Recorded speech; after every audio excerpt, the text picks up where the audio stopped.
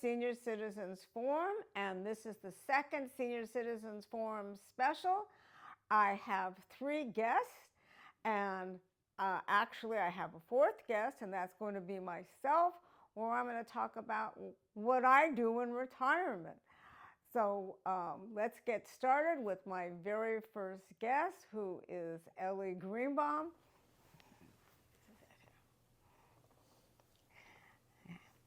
It's time for a Senior Citizens Forum. I'm Janice Wood, your host, and a Senior Citizens Forum is being sponsored by Benefits for You 2 Insurance Services, where they provide Medicare Advantage plans, Medicare supplemental plans, and Medicare prescription drug plans. Medicare is for people that are 65 years of age and older, and for people that are under the age of 65 with certain qualifying disabilities. But today, I'm here with my new friend, which is really exciting to have him. This is Ellie Greenbaum, and we have found out that I have in my background a Greenbaum last name, but we're not related. No, we're not. No. We're not. No. And Ellie is an old friend of my husband's. Yep. Who lives in Vancouver, Canada. Right. Okay, and he came down here on a book tour. He is an author, okay? Yeah. And the subject that he writes about is about the protests of the Vietnam War. Back in the day. Back in the day. So a little bit of history that I know that I feel I can talk about, which is not much, okay?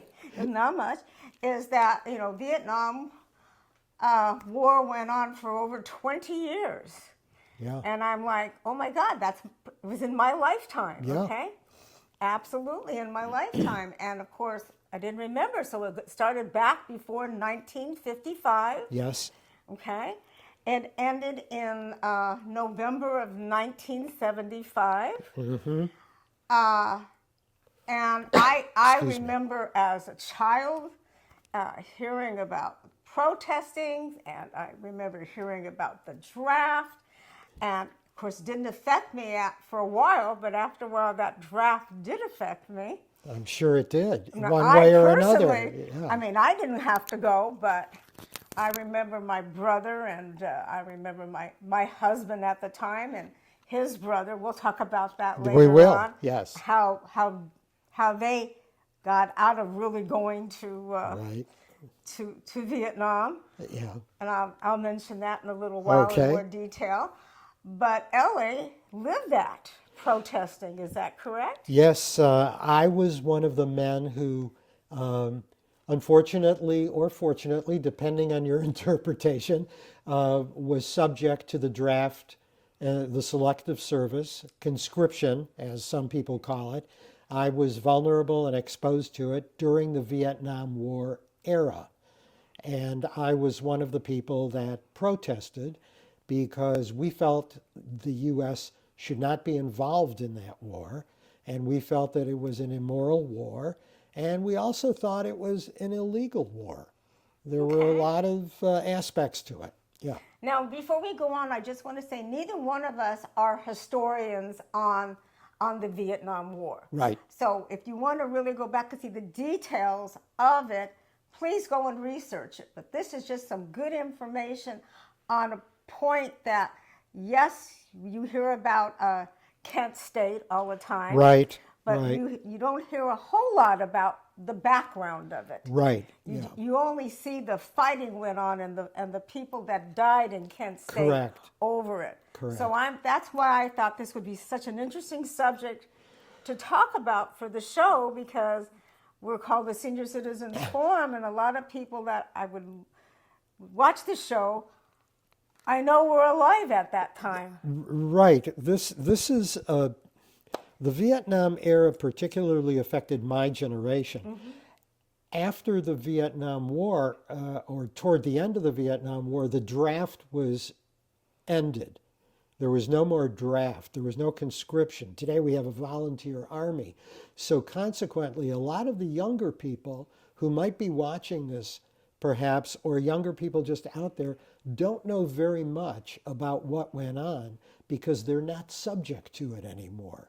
A young man today, 18 years old, even though he still has to register with the Selective Service, does not have to worry about being drafted. We have a volunteer army. Explain a little bit about then what the draft is. The draft is basically the idea of conscription. You are being conscripted into the army. Okay. You are being drafted. You're not being drafted into the National Basketball Association League. You're not being drafted into the NFL to play football. You are being drafted into the army to put on a uniform and to follow orders and to go out and fight if necessary in the army. The Army. And that was a lot in a lot of countries throughout history. Well, even today, Yeah. Conscription has, the U.S. has had conscription in 6 wars. The Revolutionary War, the Civil War, World War I and II, the Korean War, and the Vietnam War. But now today in the United States, or even in Canada, is that also the same? Canada's voluntary, It's all strictly volunteer? voluntary. Yeah. Okay. You volunteer to go in. Correct. But there are countries in the world where there is mandatory enlistment in the military service. Israel, Asian countries, Korea, African nations, South American nations, European, you got to do it. You have no choice. So there's no draft for the armed forces in the United States Correct. or Canada. I'm mentioning Correct. that because that's where your home is at Yeah, this point correct. in time. Right. Okay. So what, this is your book. Ellie wrote this book. I love this. It says, "Hell no, we don't go." And I have on the little button. I was not a protester, but I do remember wearing a peace symbol. Okay. Okay, I'm surprised they're not out now. Okay. There might be some out there if you look hard enough. Look You'll hard see them. enough, Yeah. you know, the peace symbols. Okay. I had friends that would go out and they would protest on the Sure. streets and go to the rallies and stuff. Sure. But I had a very strict mother, and I did not do those things. You stay home. I stayed home, but but I wore the peace symbols because Okay. that was part of my age group. Sure. Because I was in my teens and Yeah. in my college years, and then got married. Okay, Yeah. so what made you want to write this book? Well, that's an interesting story, I think. At the time, I was living in Detroit. My wife and I were living in Detroit. Barbara, my wife, is a book editor. We were in Pittsburgh visiting a high school friend of mine. And we went out to dinner, he and his wife, and Barbara and I, we went out to dinner. And while we were at dinner, the conversation got into, gee, what happened to so-and-so from high school? What happened to this guy from high school? What did she do? Where did they go? And we started reminiscing and bringing up all these things. And somehow we got into the subject of Vietnam because when I graduated high school, Vietnam was happening. And guys were getting drafted. And we started sharing names. And so was drafted. And so went to Vietnam. And so went to Vietnam but didn't come back. And so we started realizing there were a lot of guys from my high school class that never made it home, or made it home, but not in the same condition as when they left. And the next day when Barbara and I were driving back to Michigan, it's a 7-hour drive to where we were going. So we had a long conversation. And Barbara said, you know, there are a lot of guys out there that probably have a lot of stories that they could tell about the draft in Vietnam. And I said, yeah, there are. And she started, I could tell she was thinking, and she said, you ought to write a book about it. And I said, what do you mean? And she said, you ought to interview these guys, and you ought to talk to them, and you ought to find out how they felt about the war. And I said, you might have a point. And she said, and you know what? It's 50 years since that war ended. A lot of them may have changed their tune, or they may have gotten even stronger in their attitudes. She said, you might want to find some interesting stories to tell. People may want to hear about these stories. So that's where it started. Okay. Yeah. So I bet you the research was so interesting. Well, the research, I've got to tell you, Janice, the research was phenomenal. And by the way, I want to make a very important point here. You've already pointed out that neither of us are historians, but there's a little bit of history just to give some context, Okay. some understanding of where things were. The other thing I want to mention is that even though the men that I spoke with, most of them were anti-war, they were not disrespectful of the men and women who served. None of the people that I talked to condemned the people who served. They said these men and women who were in the service were doing what they were supposed to do and what they had to do. And we thank them for their service, but we do not condemn them as individuals for what they had to do. Everybody had to do what they had to do. That is so important. Yeah. Because when we were, you can correct me if my memory is wrong, okay? A lot of people felt the protesters were being disrespectful to the soldiers that were serving. I'm sure that there were some protesters who were disrespectful because there's always exceptions. But the people that I knew, the people that I protested with, the people that I knew that were against the war, were against the government involvement in the war. They were against the government for sending these boys over to Vietnam. They weren't condemning the boys. They were condemning the operation that was going on, the administration, the military as a whole, not as individuals. Young men, 18-year-old boys who were simply out there and not even realizing what they were doing in some situations. Okay. So one of the things I want to bring up, we're talking a different period of time. right, We're talking 50 years ago, right, where the world was completely different. right. I remember the news media for the first time was broadcasting, or you got film from You would be sitting at dinner and you could watch right. Walter Cronkite and Dan Rather and all of these other Right. correspondents, and they're showing you footage from that day and what went on. Right. And so that was amazing then. Today is nothing. No. So I don't think I'm trying to bring up is that we're talking a different period of time in history. Right. There was a different mindset. Right. It was a time when, well, let's look at it. So in the 1960s, you've got sex, drugs, and rock and roll going on. You've got urban riots. You've got civil rights coming in. You've got the rise of the feminist movement. And you've got a generation that's finding its voice and saying, wait a minute, why are we doing these things that we don't want to do? You had music that was basically protest music. You had, as I said, a generation that was coming out of the Eisenhower years of conformity, and everybody was doing the same thing, and there wasn't much variation in life. And suddenly there were new ideas, and people started asking questions. Why are we over there? Why are we sending young men and women over there? Why are we fighting somebody else's battle? Why are we doing this? And why are you drafting people and forcing them to do this? And so today, young people don't have to worry about this. Young people don't have the draft lurking behind them. Now, you could get out of the draft if you had a particular deferment or an exemption. If you were a student, if you were a family man, you had kids, if you were married. But those deferments went away as more and more people were needed. It was harder to get a deferment. You could be a conscientious objector, but then it was harder to be a conscientious objector. So the military, the selective service, was finding ways of getting people in, and people who didn't want to go were finding ways to stay out. Well, I know I had the experience, okay?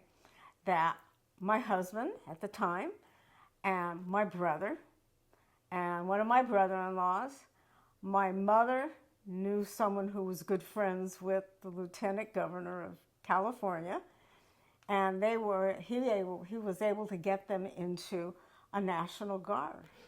It so much depended on who you knew. Okay. Let me tell you a story.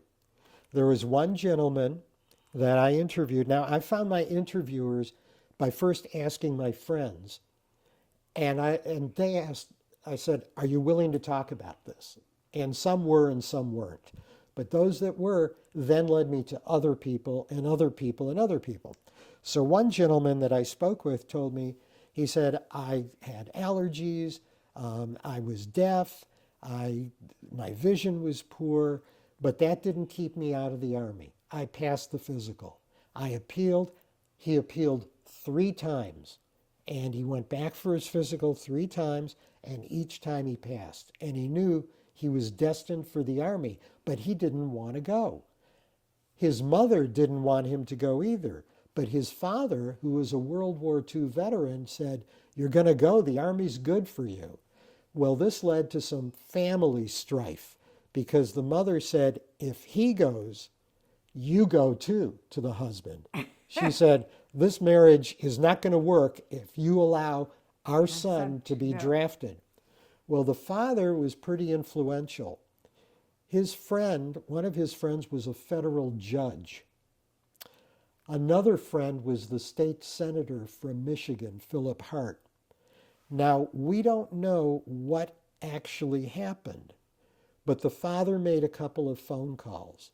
And the day before the son was supposed to report for active duty, they got a special delivery letter that said, "Your status has changed. You now have the student deferment again," which had been taken away.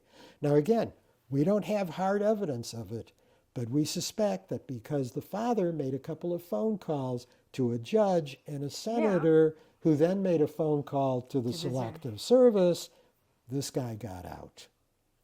And that was typical because the draft board in each community was made up of local people. And local people had businesses. Local people with businesses had neighbors. They had customers. Customers could say to a draft board member, "You know, I give you a lot of business. Could you find a job for my son? And while you're at it, could you keep him out of the draft?" You know, so there were a lot of games that were being played. Yeah, it was just like my husband and my brother. Right, My husband went into the Army National Guard right. for the state of California, and my brother and brother-in-law went into the Air Force National Guard. And I know that wouldn't have happened without. No. And, you know, I can give you more and more stories like this. Let me tell you about some of the things that people who were opposed to the war did to stay out. Now, imagine this, Janice, you haven't had to go through a draft physical. No, never in my But life. when you got notice from your draft board that you were to appear for a draft physical, you had to go. You could delay it, but eventually you'd have to go. When the men were marching around for the physical to be tested at the different stations, you wore shoes, no socks, your underpants, and that was it. And you carried a brown paper bag with your valuables, your watch, your wallet, whatever, money, and a file, which was all the paperwork that your draft board had. You walked around with it. And you'd go from station to station to station. Check your blood pressure, they look down your throat, they do other things. One of the people I interviewed, a biochemist, now retired, very, very bright guy, said, "I'm going to pass this physical. There's nothing wrong with me, and I am opposed to this war. I do not want to go." Well, what he did was simple. He looked around, nobody was looking. He went to his locker, got dressed, put on his clothes, took the file from the draft board, tucked it down the front of his pants, and walked out of the induction center. Nobody stopped him. Nobody said a word. And there were no records, duplicate records, at the draft office. Because at that time, there was no central repository of I mean, information. I'm listening to this. I grew up in the same period of time that you're talking. There were no computers. No, there were no There computers. was no computers. There were no computers. So nobody could check like right now. Everything is on a That's right. computer. But so he walked out and he didn't hear anything from the draft board for 2 years when they finally were able to figure out what had happened. And by this time, the first event took place in Detroit, Michigan. Now he's living in San Francisco. And he hasn't heard from the draft board. No different, completely different. Completely different. But then he gets the notice. So he goes for his physical, a second physical, Yeah. in Oakland. And he's in Oakland at the induction center. He looks around, nobody's looking, does the same thing, and walks out. Amazing. Amazing. But there's other stories that are even more amazing. You know, there are other stories of people who found ways to walk out. I went to my physical, I had a medical issue, and so I was deferred. But I looked around, I saw guys from high school that I knew, Yeah. and they're wearing braces on their teeth. And I said, "When did you get braces?" And he said, "Yesterday." I said, "When do the braces come off?" He said, "Soon as I leave the physical," because that was enough to keep you out. And guys that didn't want to go in found ways to get out. Now, the nasty part of all this, though, Janice, is that once the draft board recognized you as a possible draftee, it was in your head. And it turned your life around. Okay. Because suddenly the career you were set on, maybe you wanted to go into the skilled trades, maybe you wanted to go to college, maybe you wanted to do whatever, travel, whatever it was you wanted to do, you couldn't do it. Your studies were going to be stopped, your career was going to be altered, your marital plans could be changed.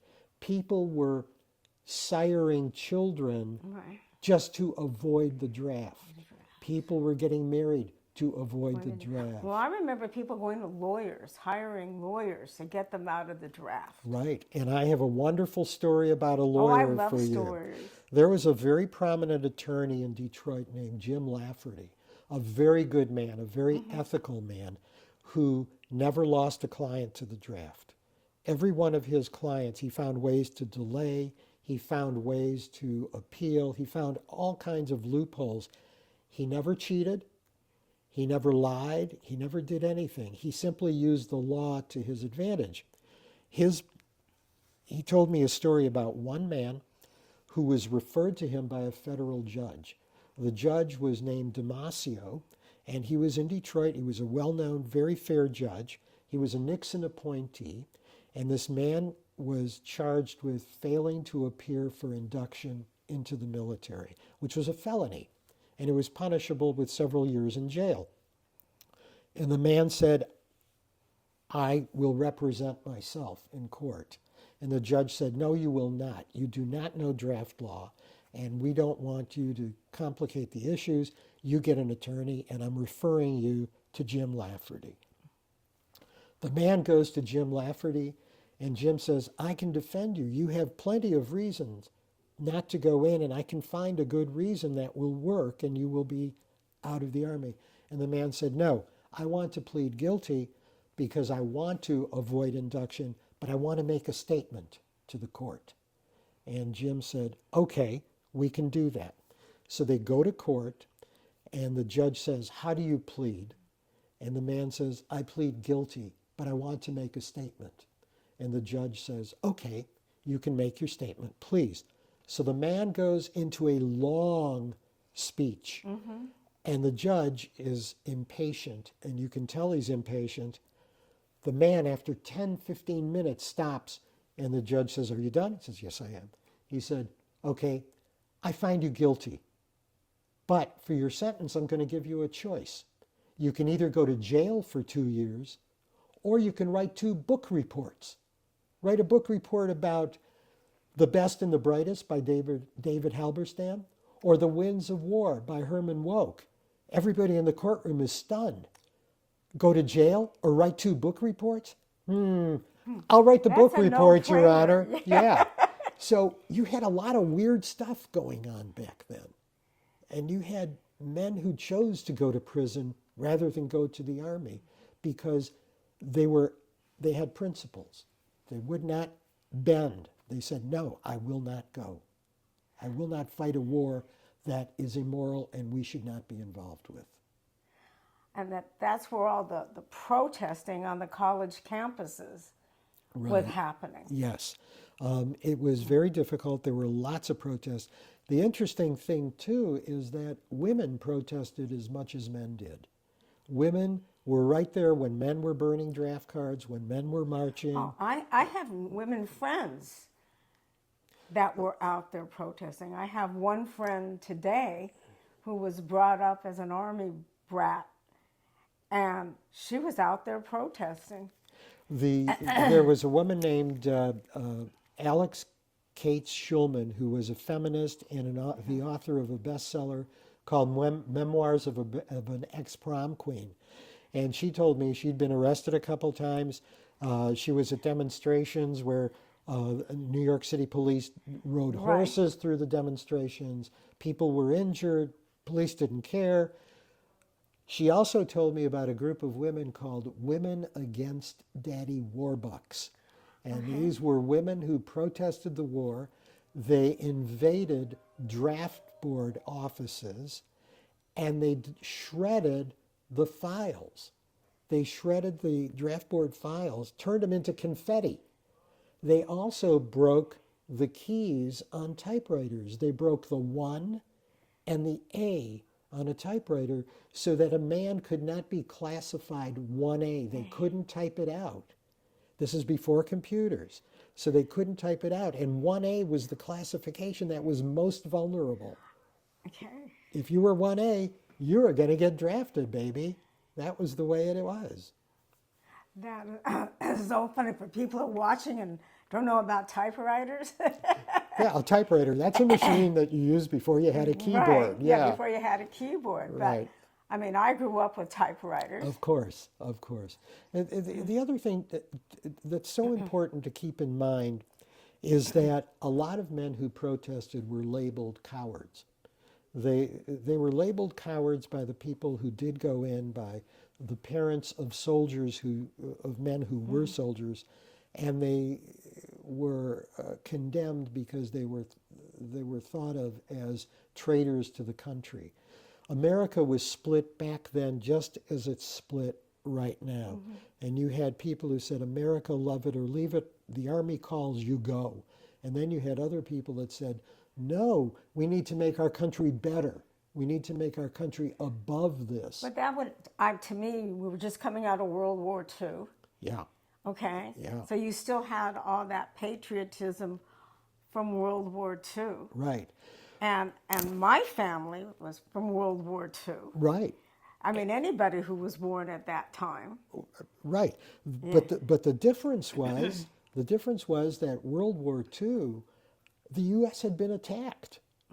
World War II, there were submarines off in the Atlantic Ocean, off the Atlantic coast. There were Japanese attacks on California, which you don't hear about, but you can find out about if you research hard enough. You do research, but we definitely know about Pearl Harbor. Absolutely. So the U.S. was being attacked. Right. It was an existential war. Vietnam was not that kind of war. Yeah. Vietnam was economic interests that Americans had in a foreign country. It was colonialism. And so you had a whole issue of morality and political philosophy and economic interests. And are we sending all these kids to Vietnam to be killed for this? Why are we doing this? And eventually the public turned around, and eventually it became a very unpopular war. It was popular in the beginning. In the end, it was not.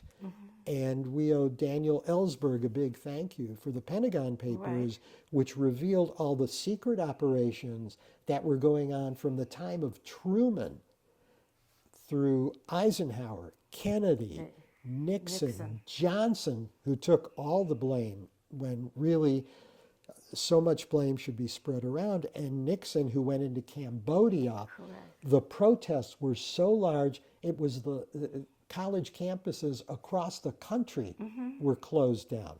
For the younger generations that aren't aware of this, read a little history and you'll find out what really happened here in the 60s, the 70s, and into the 80s.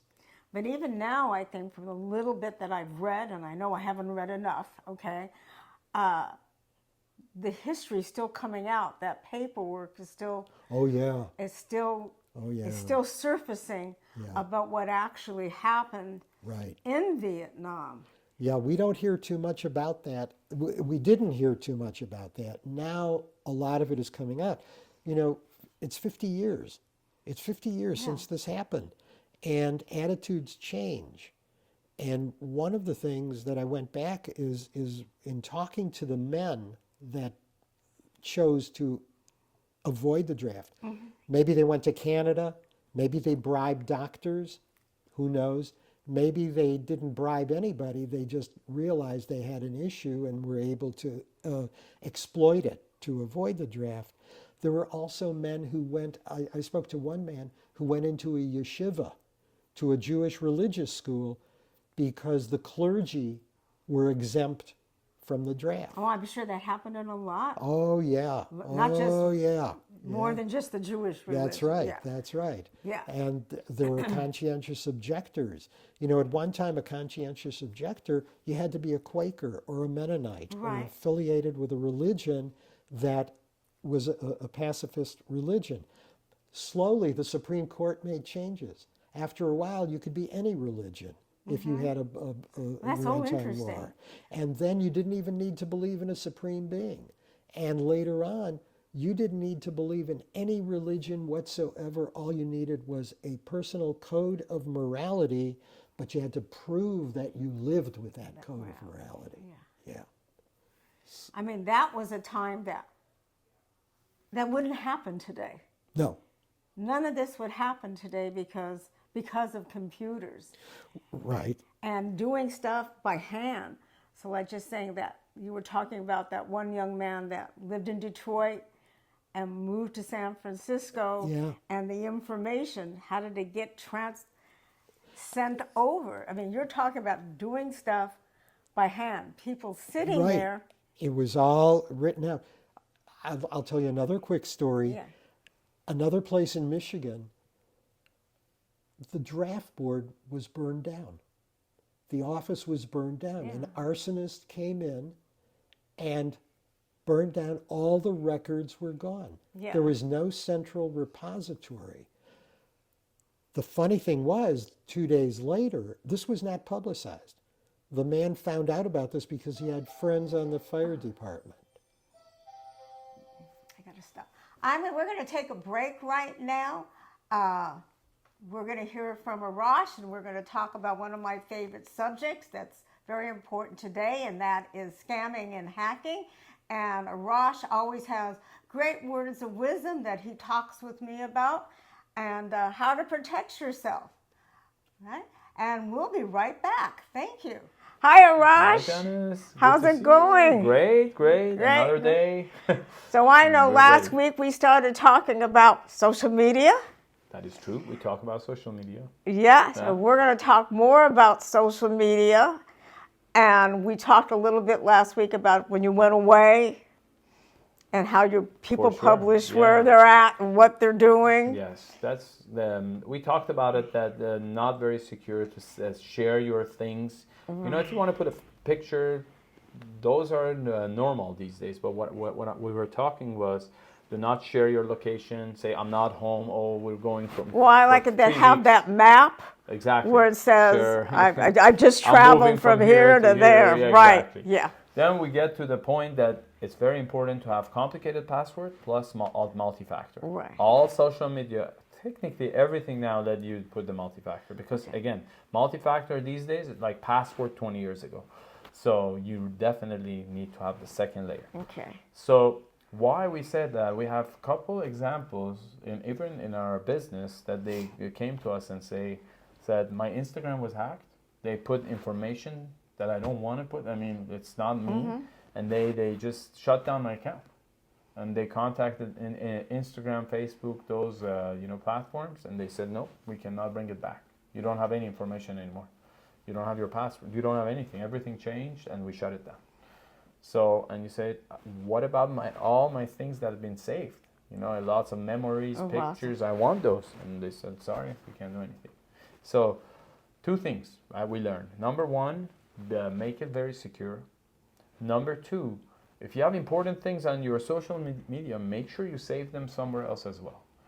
You do not rely your social media as your storage, cloud storage. Means, for example, I upload my pictures and I say I delete it from everywhere else, and I'm going to keep it on my social media. That's not a safe place that's a safe place as long as you have secure, but I always keep it in the second storage place. But let's get back to the security point. So once you have all those information set up, same concept, try to change your password like every year or every other year, however platform you have, but make sure you update those passwords and make sure you save those passwords somewhere safe, either in your notebooks, traditional way, or password management, newer way. And when you keep it there, so now you have a system that you have a password management app or notebook that you know exactly where it is and who has access to it. We talked about it in the last session. And then you have social medias that you have secure password plus multi-factor authentication. Now, one thing about that is when you save those information properly, make sure when you log in, if it's in your computer again, log out.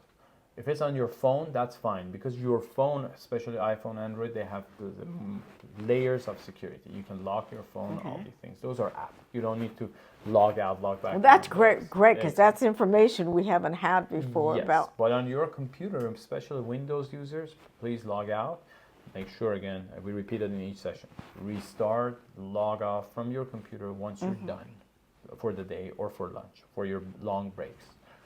If you go somewhere for 10 minutes, bathroom, eat something for 5-10 minutes, you don't need to log off. You can lock your computer. We're talking about that as well.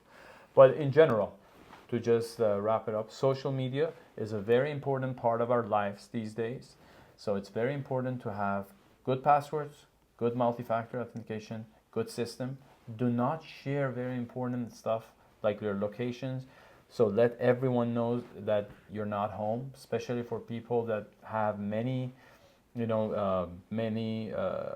friends that's, that not very close, because then it's going to be public, it's going to be shared. Very important to keep those information as private as possible, because it can be bad and it can hurt them. Definitely. Yeah. And one of the things I want to talk about, and we'll probably go into this more in the next segment about social media, is that you can be scammed through social media. Yeah. So that's a subject that I would really like to bring up, and I think we'll talk about that in our next segment, which is really be interesting. Definitely. And one of the things is if you're watching this show for the first time, you can catch all of these other segments on a Senior Citizens Forum from previous weeks. It's all posted there. Yeah. Thank you, My Arash. pleasure. Have a great day. You too. Take care. Thank you, Arash. You always give us great words. I always want to repeat, always, please, never give out your personal information. That's your Social Security number. That's your Medicare number. Your Social Security, the bank, even Google. They're not going to call you. I get all of these phone calls all the time myself. I'm sure you do too. Yep. They're not going to call you. I even have gotten a phone call from the U.S. Border Patrol. It was not the U.S. Border Patrol. I'm going, why are they calling me? Okay? It's absolutely crazy. They will try anything they can to scam you. Mm-hmm. Yeah. Oh, yeah.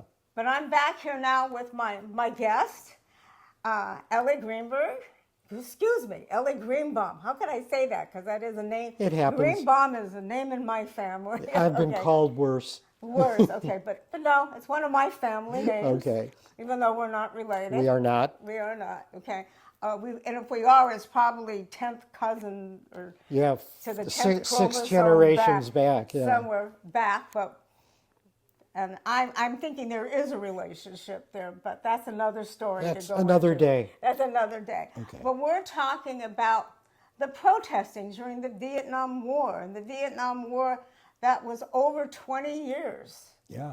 I mean, I saw one thing that showed it started in 1955, but it even goes back before then. Right. But it actually ended in 1975. We were people that were born during that time were born from parents from World War II. Right. Okay, so those parents have a different attitude towards the army and all of that, and what the drafting was like. And we've talked about what the draft was at that time, which we don't have now in the United Right. States. And Ellie now lives in Canada, so they don't have the draft there. No.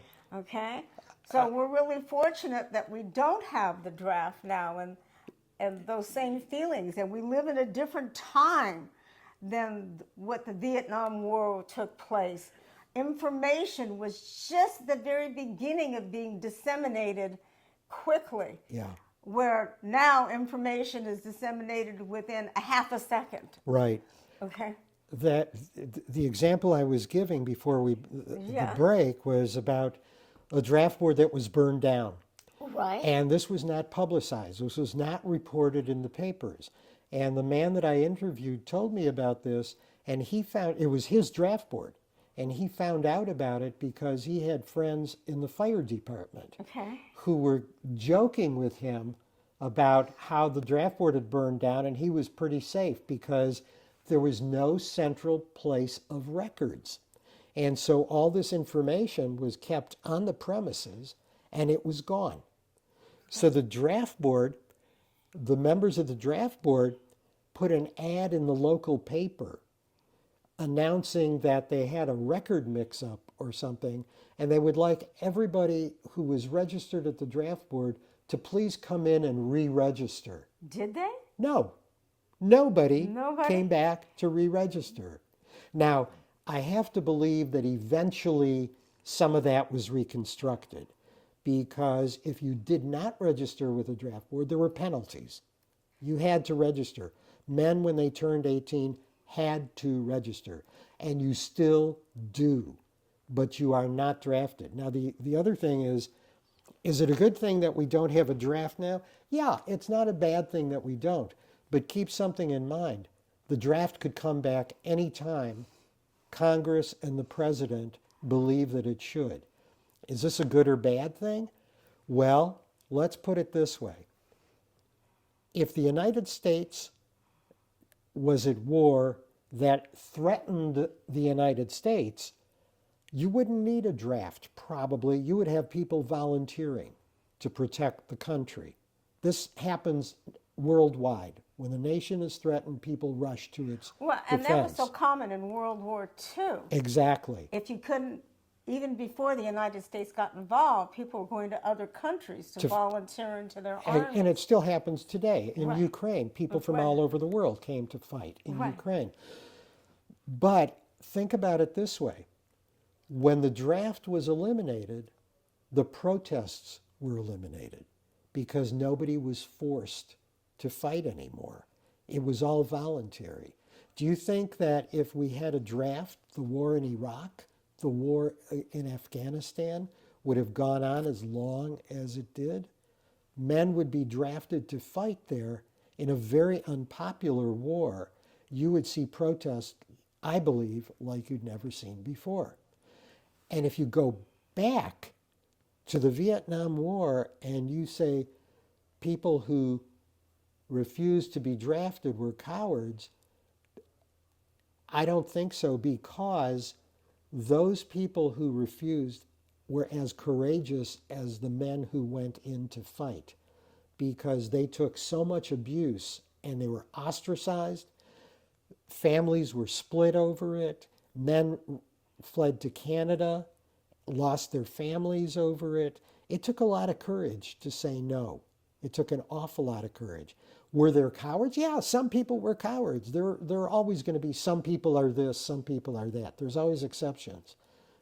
But for the most part, they were pretty gutsy guys. Well, I mean, war is not glamorous. In the movies, it is. In the movies, it makes it very glamorous. Yeah. But war is really not glamorous. No. Okay. It hurts. I can't even imagine what somebody went through in World War II, World War I, you know, what they're going through now and the Yeah. different wars throughout the Yeah. world that are happening at the present time.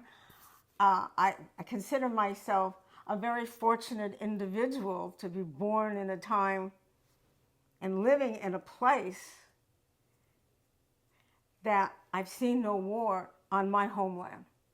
Right, right. And this is always a thing. How does it threaten me on a day-to-day basis? Right. And at that time, the draft threatened all vulnerable men 24 hours a day. Yeah.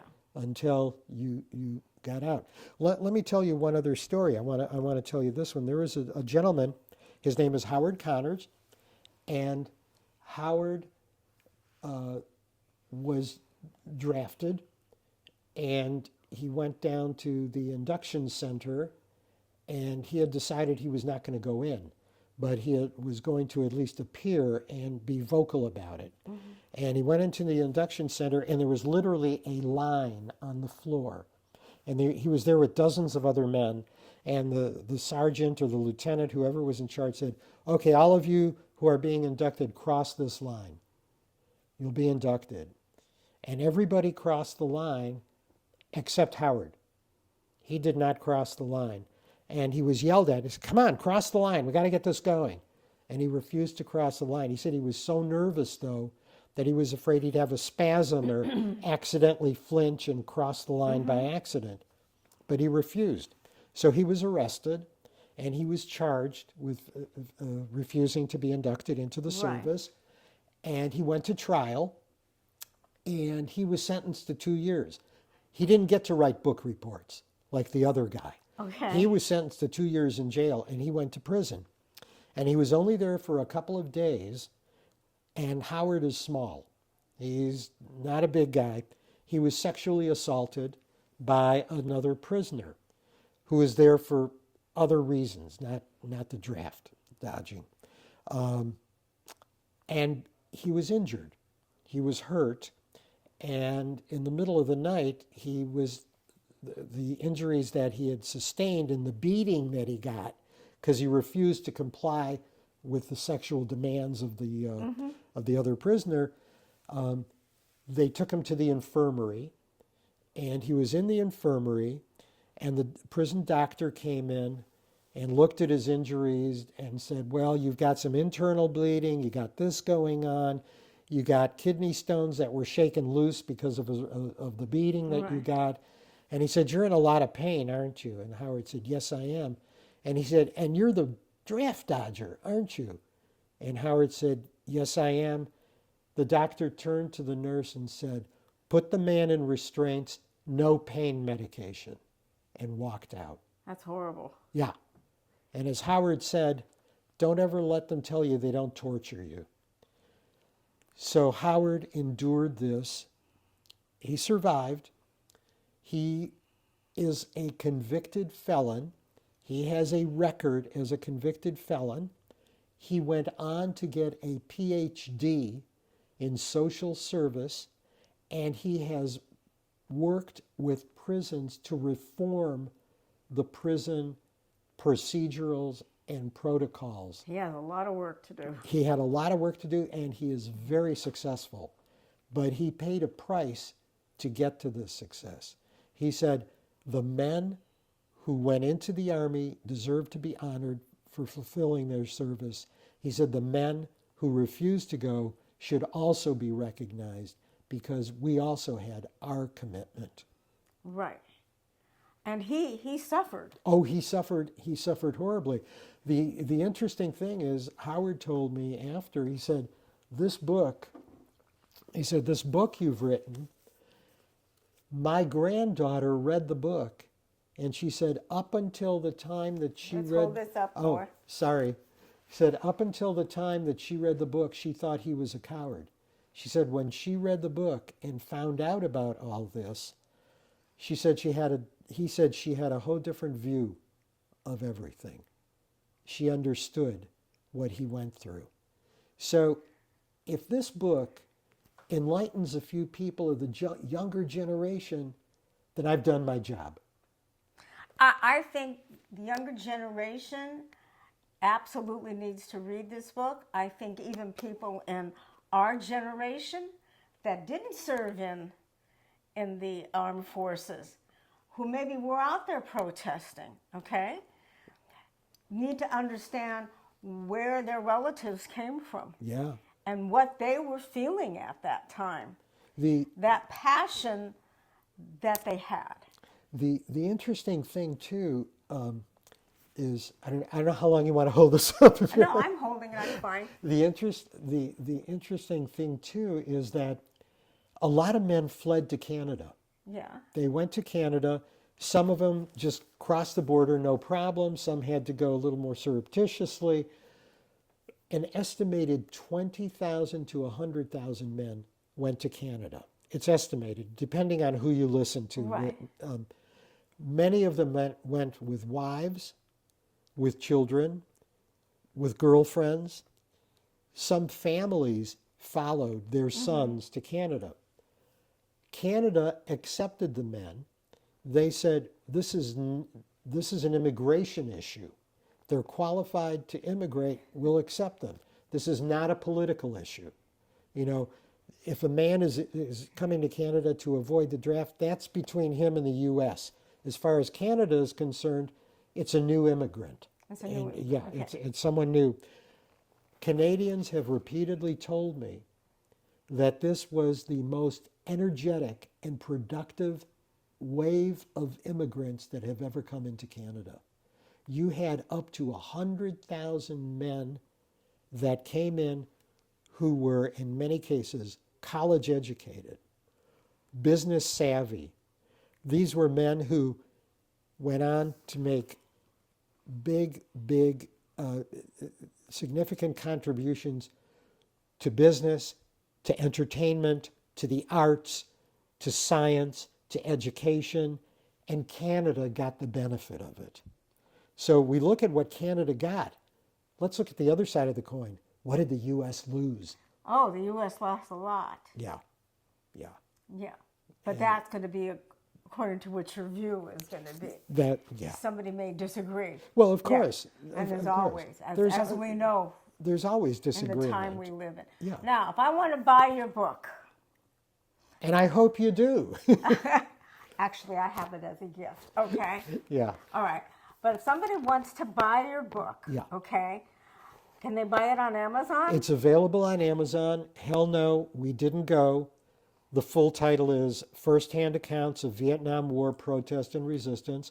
But all you need to remember is Hell No, We Didn't Go. It was put out by the University Press of Kansas, which is an academic press, but this is not a scholarly tome. This is written for everybody.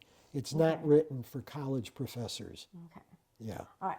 So this is not a university book. It's a regular old book that anybody, you can get it at your local bookstore.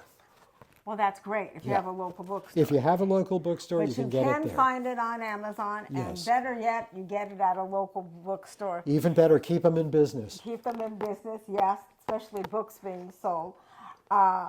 Ellie has such great information that you gave us today. I just like, May I tell you one last comment, Of please? course. Just want to tell you how important this is because it really is. I know it's my book, but it's important. I have an acquaintance who teaches at San Diego State University or UC San Diego, I get them mixed up. He is of my age, so he went through this. He teaches history, and he was teaching the Vietnam War. And one student, a 21-year-old student, came up to him after class, and he said, Professor Gibson, do you mean to tell me that back then I'm 21 years old. I get a notice from the Selective Service, from my draft board. They could force me to go into the Army. They could force me to put on a uniform. They could force me to go out to Vietnam back then. They could force me to kill people or be killed. Is that true? And Professor Gibson looked at him and said, yes. And the kid was stunned. He had no idea. He couldn't believe this could have happened. It could. It could have, and it still can happen. If they If bring we back have the a government draft. that changes and wants to bring back the draft. Yes. And every so often, I know I hear, let's bring back the draft. Yes. Okay? Which I find scary. It is scary. It's scary. But right now, we have, fortunate, I always want to respect the veterans. Oh, yeah, Yeah. absolutely. But one of the things that I found really overwhelming, and I think they should have something for those that protested. You go into Washington, D.C., you have the big monument Oh, with yeah. all those names, and Yeah. I've been up there where I've Yeah. you scratched off a name, Yeah, okay, for someone that you know that passed. It's very emotional. extremely. But I think that maybe something else you can do in your time is maybe there should be something to recognize, a monument to recognize these protesters and what they went through. I think if you were not of that time, you do not understand the trauma, the difficulty, the ripping. And I've only touched, on a few of the stories. Right. There are some amazing stories in here. The trauma that families suffered, the men who fled not because they were afraid, but because they could not bring themselves to be involved in acts that did not involve the United States. Mm-hmm. This was a Vietnamese war. This was not a U.S. war. Okay. And here we So were. again, we want to say that this is a Vietnamese war because the United States was never attacked. Correct. Okay, so that's why we're saying this was not a United States war. Where in World War II, the United States was attacked. Correct. Even with the Iran, Afghanistan, it all goes back to 9/11. Okay, Right. where the United States was attacked. Right. Okay, but this war, the United States had no involvement. Not really. We provided supplies. We provided ammunition. We provided advisors. And then suddenly we're providing men. Suddenly it grew. And even President Johnson at one point said, we are not going to send our young men to do the fighting that young Vietnamese men should be doing. And then he changed his mind Yeah. with a fake attack at the. Well, I could go on, and that gets We into can go on, yeah. yeah. But right now, what I want to talk about is how to find your book, which we Right. touched on a little bit. Also, I'm going to be posting information about how people can contact you. Is that all right? That's just Okay. fine. Yes. We talked about bookstores. I know Ellie right now is on a small tour of bookstores, and Yeah. he's doing book signings. So if you contact him, maybe he and his wife Barbara can set something up for your local bookstore for him to come visit. That would be great. I We'd think be that happy would be to. a fun yeah. thing to do. There's different things, so we will have the information on here and how you can find Ellie, and of course you always can be able to find me, and I know how to find Ellie now. And I know how to find you. Yes, you do. Yes, you do. And I have a new friend. Thank you very much. And so do Thank I. you for joining me on the Senior Citizens No, thank you for Forum. inviting me. It has been an honor and a pleasure. And it's Thank been a you. pleasure to have you here. And we're touching on a subject that was part of our youth. Oh, yeah. I mean, it started in our childhood, Yeah, and it changed a lot of lives. changed a lot of lives. And Ellie has been affected by a lot of different changes in his life. And this is a real important one. We're not going to go into all of those here, but he has a lot of things that he's been affected by from World War II, from what's going on now in the world. Of course, I feel affected by things that are going Yeah. on now too. But it's this Vietnam War, which is something very different during that period of time. And sitting here and talking with Ellie I was able to relate for the first time. You know, my father served in the Army during Yeah. World War War II, II. yeah. And I never related that, here these children were all from parents that were from World War II. Yeah. And they're protesting serving in the United States military. Very emotional. Extremely, and the parents in many cases were very supportive of the children. In many cases, they were not. Yeah. It was a split, and often it caused a tremendous schism within the family. Yes. Yeah. So Ellie and I can go on and on. I wish we had time to go on and on, but we don't. I hope you all have a great week. Come visit me back next Thursday at 2 o'clock, and there we'll have a new show posted for Senior Citizens Forum. Thank you. Ellie, that was really great information. If anybody wants to know how to get a hold of Ellie and get his book, please contact us. My next guest is going to be Renee Florsheim. And Renee's approach to her retirement is different than anyone else's approach. So please listen to Renee. It's really exciting. My guest now on our special is Renee Florsheim. I've known Renee, I don't know how many years. Probably about 15. 15, yeah, about Something then. like that. But we really, I don't know you really well, No. but I know you, okay? Yeah.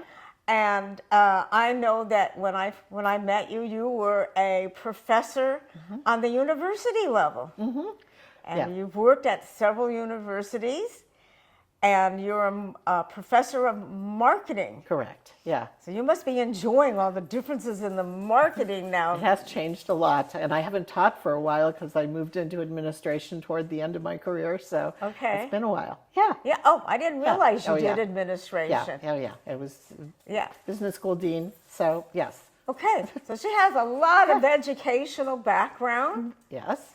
Okay. And she retired. 4 years ago.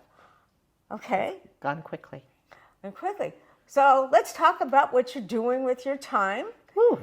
As somebody that used to be a dean, and you did marketing, and what are you doing? Tell us what you're doing now. Okay. So actually, I'm doing very little that has to do with what I did before, which is kind of interesting. Would love to teach again, but I'm not doing that right now. What was important for me when I retired was to not just to fill time, but to find ways of doing things that would keep me having an impact and being of help in the community, to people in general, so that I could feel like I was still making a difference. Yeah, and one of the things I know that Renee does, she makes these gorgeous cakes. Well, thank you. Did you have this talent before? I was one of these people who liked to bake things, and I would bring it into work for my coworkers and students sometimes. And when I retired, I realized I didn't want to eat it all myself. I needed to find another target for my cakes. And I found this organization. It's called For Goodness Cakes, and it's actually a national organization. And their principal thing is that they bake birthday and graduation cakes for children in foster care and some other underserved kids out there. That's really good. So it's a lot of fun. So the difference was that I grew up in a European home. Both my parents were from Europe. And so I learned sort of European style baking. And of course, now I'm making an American layer cakes for birthdays and things like that. It's different, but it's still fun. And it gives me a creative outlet. And I know I can make kids that otherwise get ignored a lot very happy. Yes, and her cakes are very intricate. I wish we had some to see, but we don't. No, sorry. Yeah. The kids basically tell us what they want. They tell us what their favorite colors are, what characters they like. Sometimes it gets a little interesting with the little ones in particular. But then you sort of design the cake based on what the child wants. And so you can imagine, because these are kids in foster care and there are a lot of privacy laws, so I don't get to meet the kids in person usually. But you can imagine that if you're giving them exactly what they asked for, that they're going to be very excited by it. And you drive. I see you on Facebook.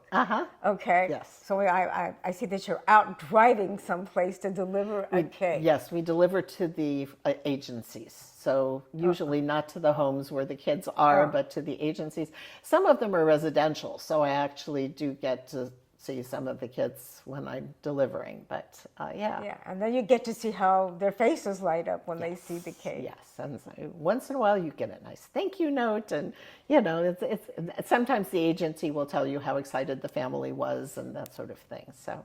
Okay, well, that's rewarding. It's very rewarding. I love doing it, and it's a complete change of pace from what I used to do, obviously.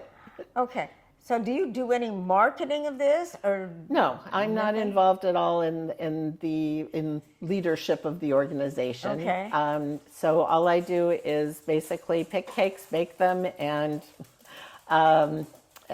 deliver them. So Okay. yeah. And I know for your religious organization, you're doing all kinds of stuff. Yep. I'm on the board. I am sisterhood president. I'm librarian, and I'm on a few committees as well. So that also takes up a fair amount of time. And that takes up a lot of time. It does. Yes, especially if you're putting on events Yes. Yeah. that you're there are things- responsible for. Yeah. But it does keep me with a regular schedule of meetings and things to go to and people to see and things for which I am responsible.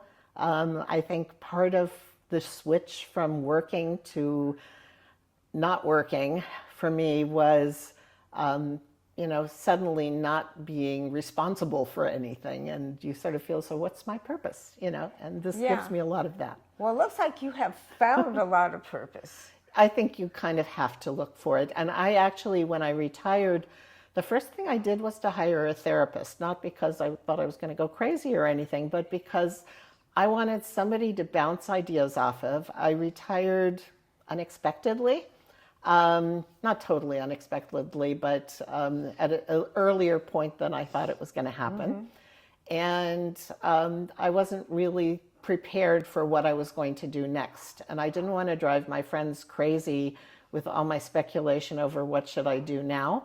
And I hired a therapist to sort of help me go through the options and figure out what I wanted to do and where I wanted to put my time.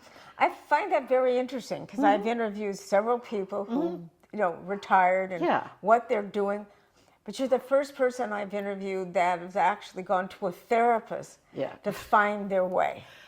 I knew I was very work focused before. I'm not married. I don't have kids. So, there were no grandkids to deal with. And my life has always been about my career. And when that changes suddenly, and I had a colleague who did the same about the same time I did. And after a few months, his wife was calling me and asking, could we get together because he's deeply depressed. And, so I'm really glad I did it the way that I did it. I found a very good person. I mean, you can't just sort of pick a therapist out of the phone book.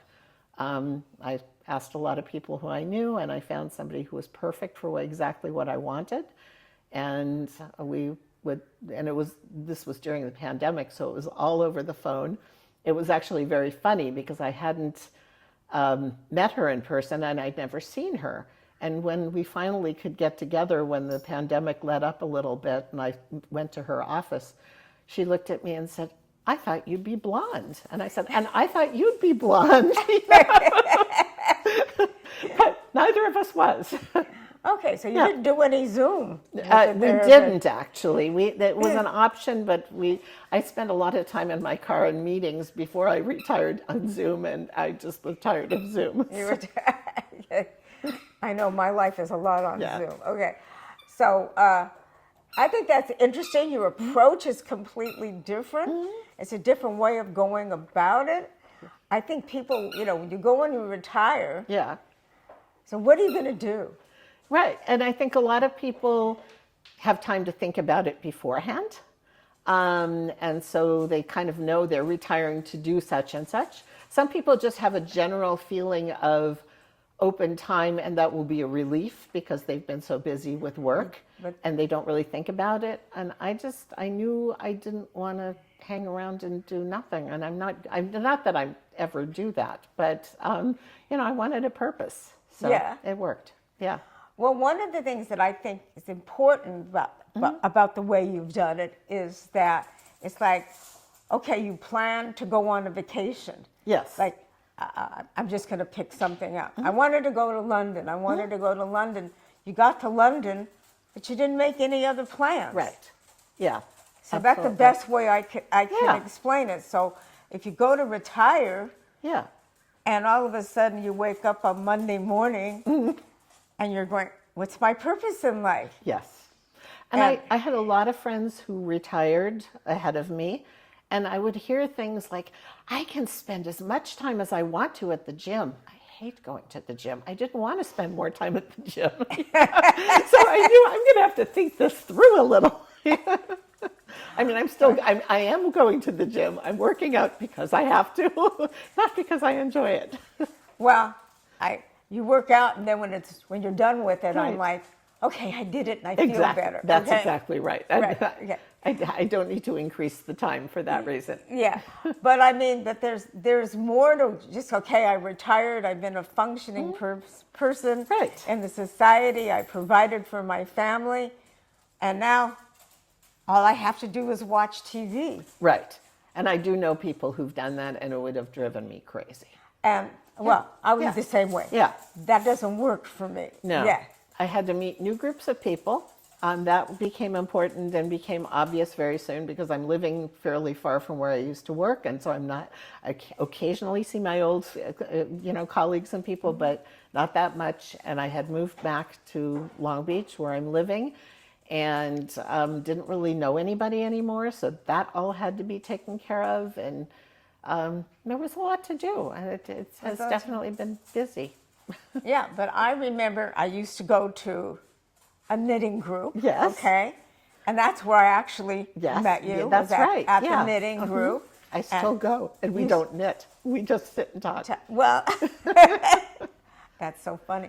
I could never knit because I'm not coordinated enough, but I crochet. Yeah. Oh, yeah. That's right. Yeah. And I go and I don't knit, and the person in charge gets a little upset with me about that at times, but none of us do. But it's just, we enjoy each other's company. And it's the same group. It's the same group, and with a few changes. We enjoy each other's company, and I have found my various friend groups. Yeah. I mean, I'm going out of town this weekend with a group of people I went to high school with, not necessarily who were my friends in high school. Some of them I didn't even know at my high school. But at our reunion, we discovered that we realized we'd lost so many people, and we had more who passed away after the reunion. We thought we don't want to wait that long. So we started getting together for regular lunches, and then that sort of expanded to going out to a movie and dinner once a week, or once a month, I'm sorry, not once a week. Yeah. And, so rebuilding a social life. I don't want to be one of those people who sits at 90 and says, I have nobody left. And it happens, unfortunately. And it's important to keep adding to your social circles because there are going to be subtractions. You know what? You're right. Yeah. Because I happen to have an aunt that's 97. Mm-hmm.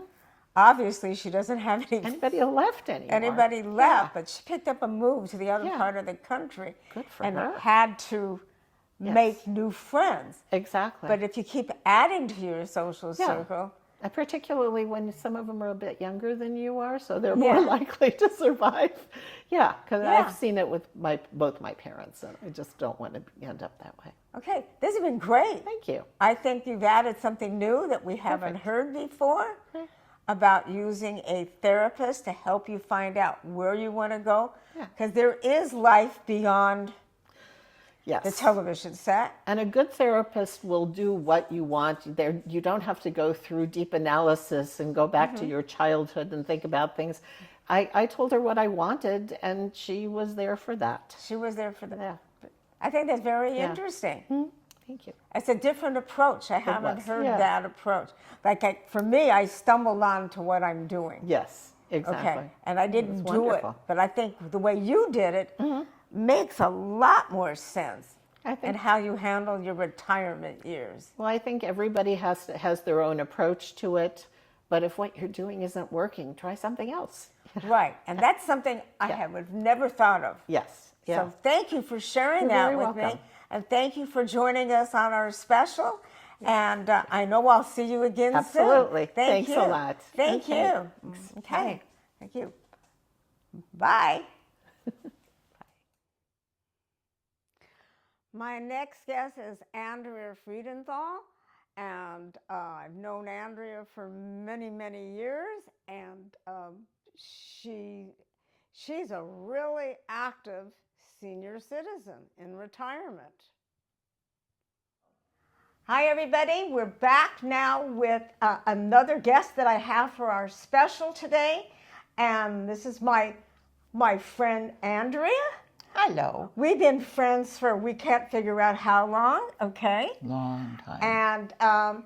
And she's been retired for how many years now? Oh, wow. 2020. 20. Wait. No, I was 64. She's thinking. 11 years. Okay.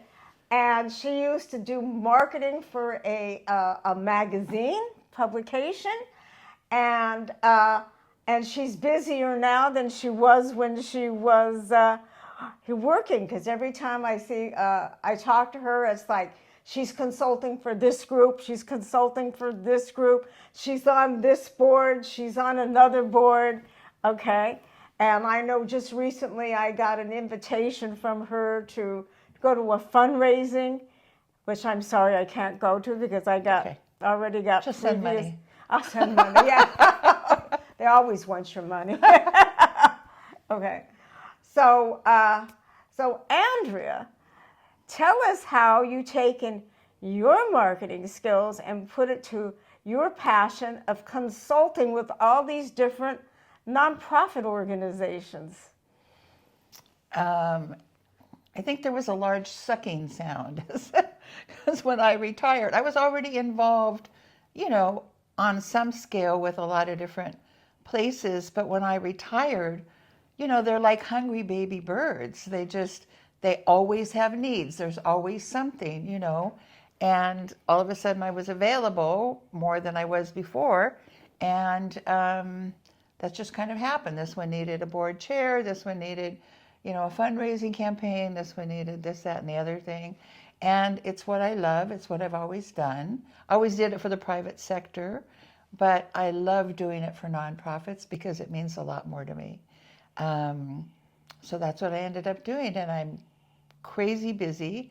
And sometimes I think, what happened to those leisurely lunches we were supposed to have, right? I know I nothing kept thinking, about when those. you're retired, you'll go to lunch. I don't play golf, but and everybody I know is the same thing. They're busy. They're either traveling or they're involved in something that they've been interested in and didn't have the time to do before. So, this is my thing. I have found that me personally is like, if you would have talked to me when I retired 19 years ago, and I would say, oh, I'm doing a television show, I would have gone, You would have thought they were crazy. what are you talking about? And I'm like, here I am. Yeah. I'm having specials on a television show. And There you go. And it's like, you just find yourself going down a road you had no idea you were going to find. No, and I think when you're getting older and you're still working, your path is kind of predetermined. But all of a sudden, when you're retired or maybe it's unemployed, it's like, oh, I have some choices now that I didn't have all these years, Yeah. And that's really fun.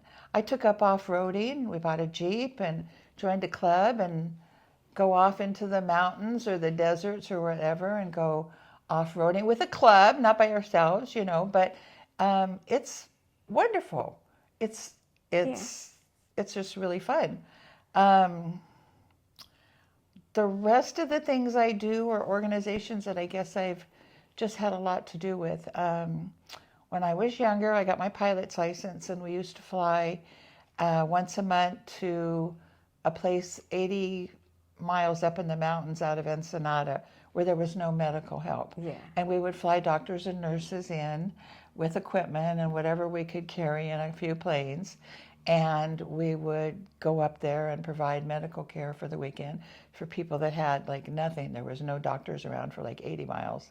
And that was wonderful. That was just, we'd sleep under the wing of the plane. I mean, it sounds very romantic, but you know, the people were so warm, and it was really direct. It's probably one of the things that got me going. It was that it was seeing the direct impact. I mean, it's great when you send money somewhere or something, but seeing the direct impact and meeting those people, see, I'm getting goosebumps, meeting the people that you're helping or that you're getting involved with or you're changing their life in some way is really, really a wonderful thing. It's rewarding. It's rewarding. Yeah, it's amazing. I don't remember, certainly not that rewarding during my career, although I had a wonderful career and a wonderful boss. We were in automotive publishing, you know, the big off-roading, you know, big wheels for Jeeps and all those trucks that go off-road and everything. And I didn't have an off-road vehicle at that point, but I had the best boss, and we worked together for 15 years. And I dealt with all the freelance writers that were traveling all over, and the advertisers, and we published 250,000 copies every month. So, So how did you take those skills and put them to your nonprofits? because to me, it's all the same. I was a recruiter for a long time, and I had the best manager, and she taught us sales is not an outgoing, assertive thing. It is a receptive thing. It's just asking questions, finding out what people need, and then give it to them. And that's been my theory ever since then. So I work with places like Christian Outreach, which is the largest provider of services to the homeless and poor in Long Beach. They have a food bank that they run 5 days a week. There's a senior food bank on Wednesdays. There's a clothing bank twice a week, and on Fridays, they have a diaper and formula bank. There are a lot of young working mothers and single mothers that can't afford diapers nowadays.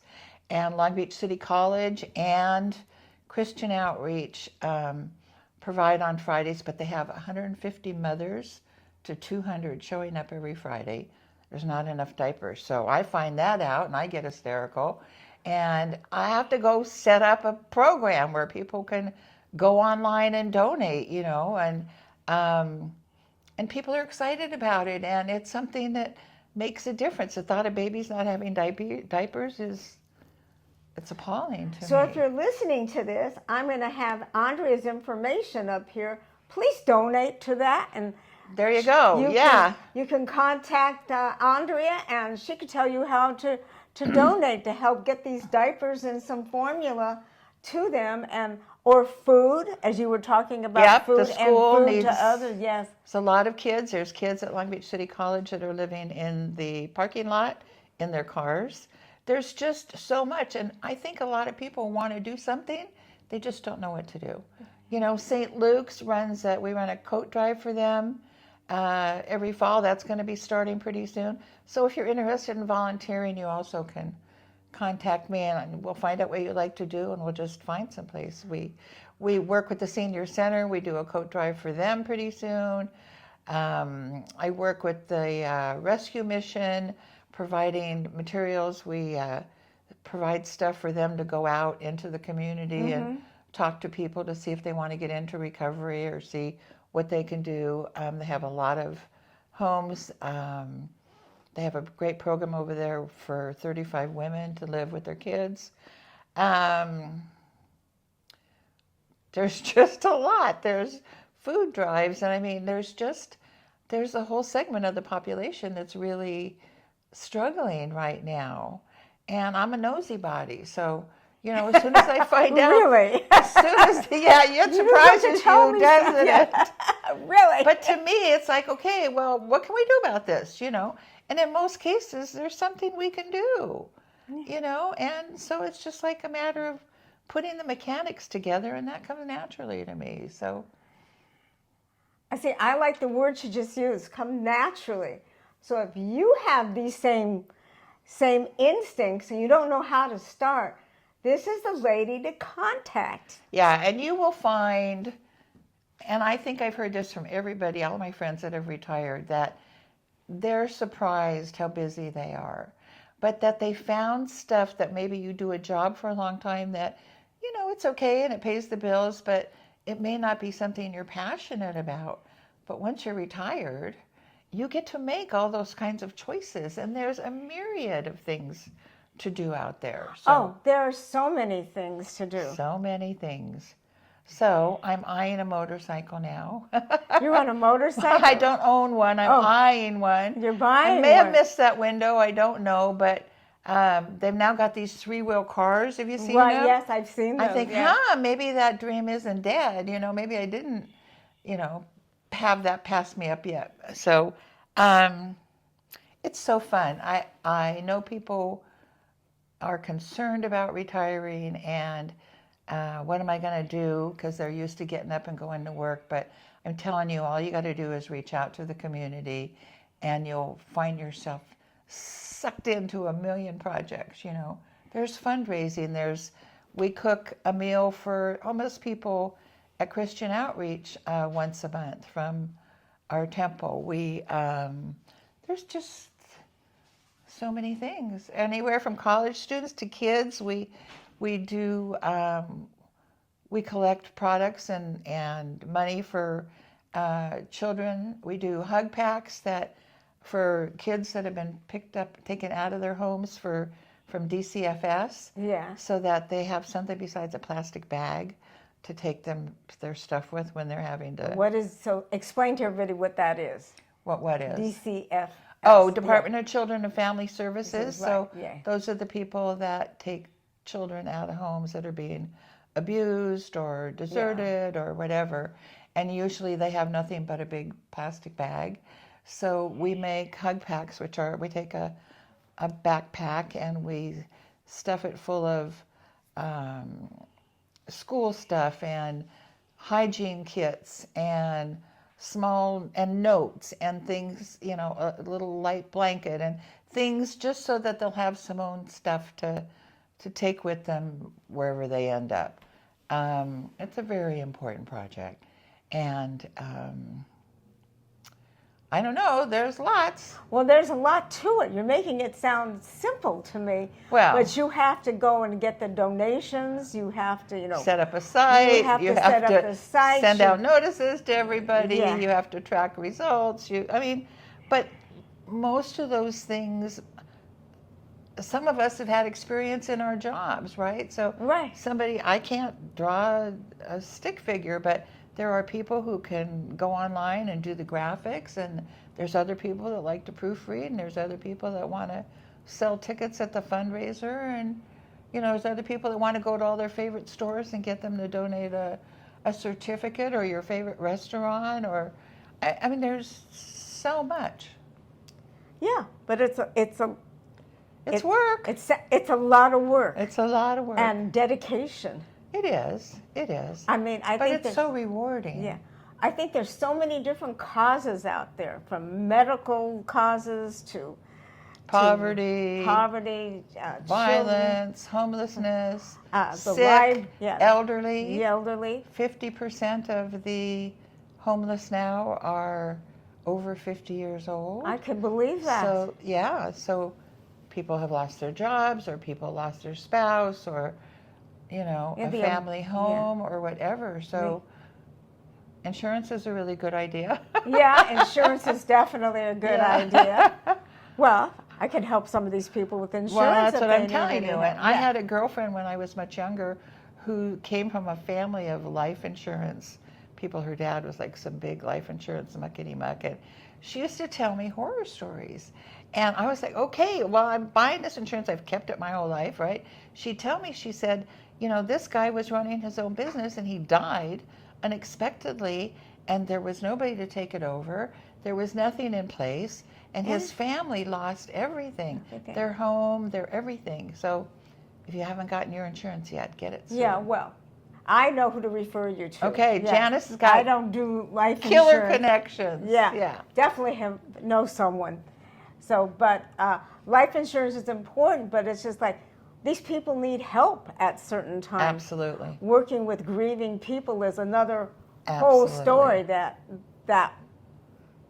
another hour we could talk about. Yeah. Yeah, there's a lot of need out there. There's a lot of different types of things that you can do out there, from picking up paper on the beach to help save the environment. So, I mean, To reading to kids, to tutoring homeless kids, I mean, you just can't even imagine. And what I have found is true according to what I read, which is people that stay busy as they're aging are much healthier and much better, much happier, healthier, because what else would you be doing? Sitting on your couch watching TV? I mean, it's a good circle, you know? I know for me, the thought of playing bridge or cards all day doesn't or work mahjong. for me. Mahjong. Me either. Apologies to you mahjong players. Yeah, apologies to anybody. I don't want to insult them. But for us, that doesn't work for us. Okay? It didn't work when I was young either. No, So. I mean, and you and I are cut from different cloths. Yeah. Okay? So, but this has been great talking with you. I'm definitely going to have Andrea's information posted. Definitely, if you're interested in donating or finding out how to set up something in your area, Andrea is the lady to talk to. There's just so many people that Need help. that you can volunteer, that need volunteers. Any skill that you work. want to use, somebody needs it. Yeah, absolutely. Well, thank you for coming on you. a Senior Citizens It was Forum fun. special. We really, I'm happy enjoyed- that you're doing this. It's I muchly needed. it's just, I feel like people need to know there's something else to do once you retire. Besides a rocking Your life chair. hasn't ended. It actually has just begun. Actually, they're Yes. finding out all kinds of stats about how wonderful it is and what it does for you physically, mentally, your disposition, everything. Yeah. So, yeah, Okay. thanks. Thank you very much. Sure. And maybe you'll join us again sometime. Yeah, Thank I'm you. available. All right. Thank you.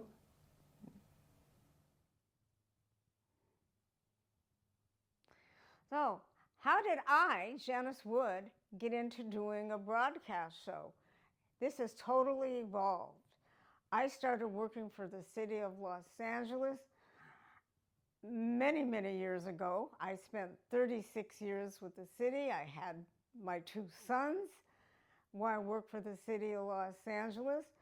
I started out as a clerk typist and worked myself all the way into management. And if everybody thinks things are easy in civil service, it's really not. You have to pass a lot of tests to promote. You have to pass probationary periods. So myself getting into insurance was easy because we're always taking tests. But I did this after I retired. I found myself extremely bored. I became a notary public, which I had to take a test. And then I became, someone I had met said, why don't you become an insurance agent? You can work your own hours. You can work as hard as you want. And I said, well, maybe I'll do that. So for a good 17 years now, I have worked as an insurance agent. I've tried several different types of insurances to find where I belong and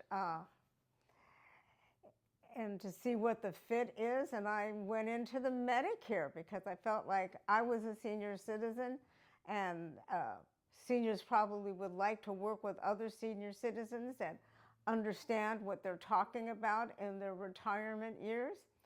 So I have now been doing Medicare insurance about 16 years, and I have met many seniors, and I enjoy the social part of it. I enjoy helping them. I enjoy teaching and providing information to seniors. And as I'm doing that, I learned a lot of different things about how seniors, what they need, and simple things like, do you own a home, you have assets, and they wouldn't have things like something like a trust set up for themselves. Or they would be sitting there and asking me questions about life insurance policies. I mean, I get asked all kinds of questions, from medical questions, which I can't answer, to, how do I find an assisted living place? How do I bring somebody into my home? And during the pandemic, I became really, really bored because I wasn't able to move around and get out there.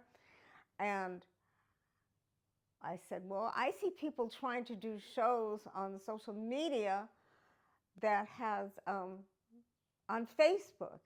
And in doing that, I said, well, to my assistant, Lauren, let's try doing a social media show. And so now I have a show that's growing on social media, but now we're on E360 TV. I've tried a couple of other places to be on, and this seems to work for me best. I really like meeting other people. I like being introduced to so many different types of activities and getting feedback on my show. And I'm constantly learning. I think as seniors that we need to find out why we're learning, why it's so important to be learning, and to keep our brains active. So when I'm going through the Medicare benefits and I talk about the different things that are in there that help my clients keep their brains active and sharp, keep their bodies active and sharp, I like that I'm able to bring that information not only to my clients, but to a wider range on a TV platform such as this. That's just a little bit about me and how I got to be doing my show. I find it really rewarding that I am providing information to people that may improve their lives. So that's a little bit about me. But real quickly, I want to thank Ellie and Andrea and Renee for being on the show today and giving us such great information. I hope you've all learned something, and if you could please send us any comments on anything that you would like to see on a special, or if you have something that you feel that would be good for our special, please contact us at a Senior Citizens Forum. The information on contacting us is going to be added to this. Talk with you soon. Bye.